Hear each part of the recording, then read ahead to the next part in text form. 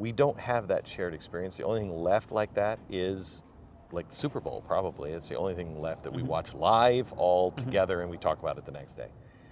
But everything is going to become like that. All of radio, all of music is already that way. You just don't go out and buy an album anymore, and you buy the songs you like. So culturally, we're fragmenting everywhere. Can you keep a culture together when it's fragmented that much?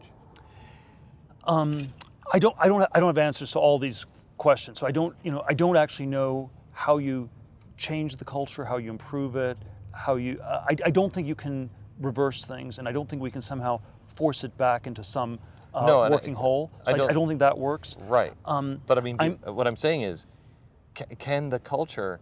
Because it seems, and I think this is natural, when things get too big, companies are like this. When they get too big, they fail, reset, or they break apart. You know, and we've just become this gigantic monolithic monstrosity that doesn't work. Are we breaking down into smaller pieces? And can you still keep the root of who you are as a culture, as a people, without that?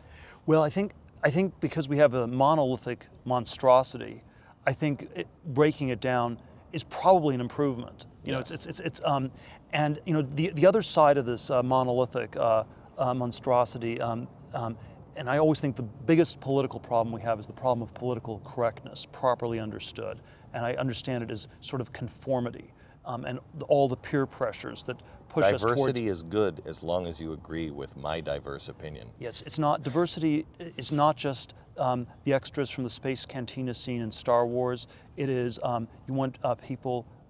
You know, it's not just people who look different and think alike. It's diversity of ideas that really matters, and so I think that that's and so I do think that having a space where you can think for yourself and where it doesn't always get second guessed is very important. And so, you know, there are people. You know, we have all these monolithic debates about science or pseudoscience. There's like there's the climate change debate, and where is that science or pseudoscience? I think very often when I think it's more pseudoscience, but it's often it's again whenever you can't have a debate, I often think that's evidence that there's a problem. You know, when people use the word science, it's often a tell, like in poker, that you're bluffing. And so it's like it's like we have social science, we have political science. We don't call it physical science or chemical science. We just call them physics and chemistry because we just know they're right. And you can debate the periodic table of elements. No one will be upset if you ask questions about that.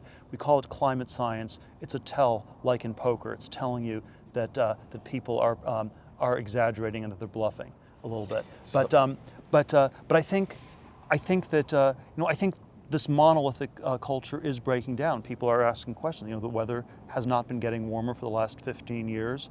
The hockey stick that Al Gore predicted in the early 2000s on the climate has not happened for the last decade. And I think as this monolithic culture breaks down, you can have more real debates, and I think that would be a good thing on net.